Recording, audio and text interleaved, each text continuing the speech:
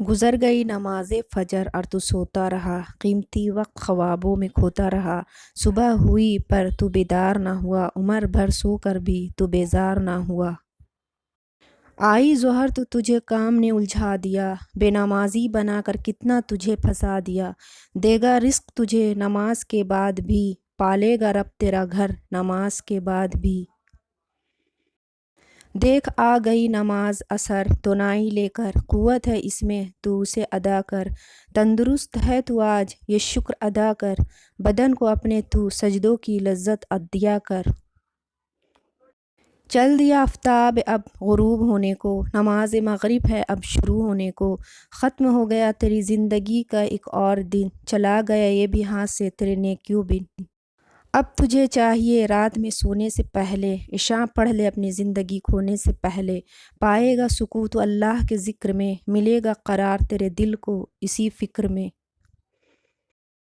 मग़रिब के वक्त सूरज की शाएँ सुर्ख हो जाती हैं, जिन्नात और इब्लीस की ताकत उरूज पर होती है।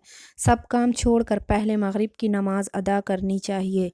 इस वक्त सोने वालों की कम औलाद होती है या होती ही नहीं, और अगर हो जाए तो नाफरमान होती है। नमाज़ पढ़ने से सिर्फ दुनिया की मुश्किलें ही ख़त्म नहीं होती, बल्कि मौत के बाद की मनाजिल भी आसान हो जाती है। फ़जर की नमाज क़ज़ा करके कामयाब सुबह की उम्मीद रखना नादानी है। अगर कामयाबी चाहते हो तो नमाज़ी बन जाओ, क्योंकि नमाज के बग़ैर कोई भी कामयाबी मुमकिन नहीं। एक सहाबी रज़ी अल्लाह अन्हा ने हुज़ूर पाक सल्लल्लाहु अलैहि वसल्लम से पूछा, हमें कैसे पता चलेगा कि हमारी नमाज़ कबूल हो गई है? आप सल्लल्लाहु अलैहि वसल्लम ने जवाब दिया, जब तुम्हारा अगली नमाज़ पढ़ने का दिल करे।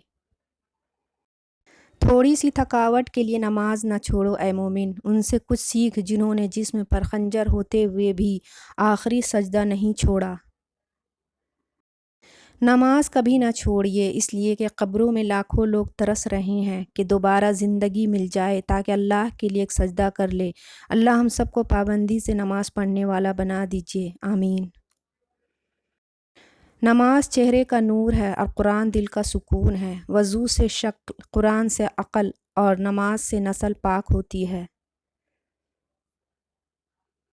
नमाज कब काम आएगी? फ़जर मरते वक्त, ज़ोहर क़ब्र में, असर मुनकर नकीर के सवालात के वक्त, मग़रिब हिसाब किताब के वक्त, इशा पुलसिरात में। जब तुम नमाज नहीं पढ़ते तो ये मत सोचो कि वक्त नहीं मिला, बल्कि ये सोचो कि तुमसे ऐसी कौन सी ख़ता हुई कि अल्लाह ने तुम्हें अपने सामने खड़ा करना भी पसंद नहीं किया। रसूलुल्लाह सल्लल्लाहु अलैहि वसल्लम ने फरमाया, हमारे और काफिरों के दरमियान फ़र्क नमाज है। जिसने नमाज छोड़ दी उसने कुफ्र किया। मुसलमान और कुफ्र व शिर्क के दरमियान फ़र्क नमाज है। जन्नत वाले जहन्नुम वाले से पूछेंगे कि क्या चीज़ तुम्हें दोज़ख ले आई? वो जवाब देंगे कि हम नमाज नहीं पढ़ते थे। नहीं मिलती है महशर में किसी भी कीमत पर मोहलत, पढ़ लो ज़िंदगी वालो अभी बहुत सस्ती है नमाज। अगर नमाज के वक्त तवाफ़ काबा रुक सकता है तो तेरा मेरा काम क्यों नहीं। अल्लाह पाक हर किसी को नमाज पढ़ने और उस पर अमल करने की तौफ़ीक़ अता फ़रमाए, आमीन। कल फुर्सत ना मिली तो क्या करोगे, इतनी मोहलत ना मिली तो क्या करोगे। रोज़ कहते हो कल से पढ़ेंगे नमाज, कल आँख ना खुली तो क्या करोगे। नमाज वो वाहिद हुक्म है जिसे अल्लाह ने आसमान से वही के ज़रिए नहीं उतारा, बल्कि अपने महबूब हज़रत मोहम्मद सल्लल्लाहु अलैहि वसल्लम को आसमान पर बुलाकर तोहफ़े में दिया।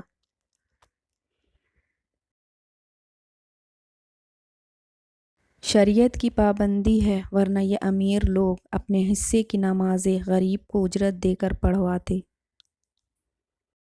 वो शख्स हरगिज़ जहन्नुम में दाखिल नहीं होगा जिसने सूरज तुलू होने से क़बल और सूरज ग़ुरूब होने से क़बल नमाज पढ़ी, यानी फ़जर और असर की नमाज।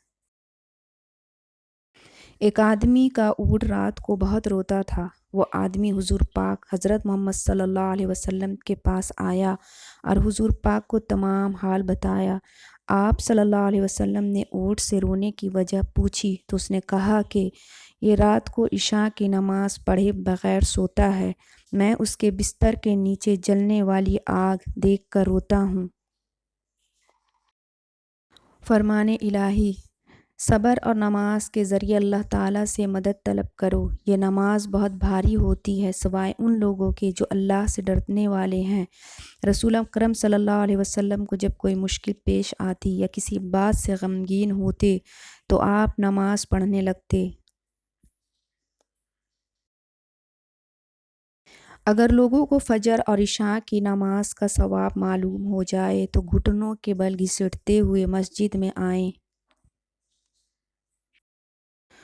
رسول اکرم صلی اللہ علیہ وسلم نے فرمایا، اللہ تعالیٰ فرماتا ہے میرا بندہ فرض ادا کرنے کے بعد نفل عبادتیں کر کے مجھ سے اتنا نزدیک ہو جاتا ہے کہ میں اس سے محبت کرنے لگ جاتا ہوں۔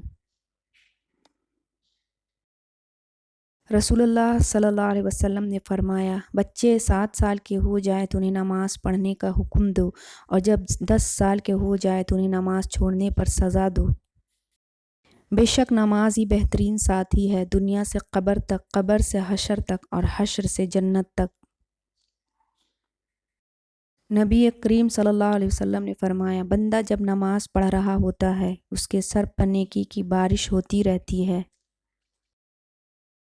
نماز روح کی غذا ہے اور یہ ہمیں دنیا کی فانی چیزوں سے دور اور اللہ تعالیٰ کی قربت سے قریب کرتی ہے۔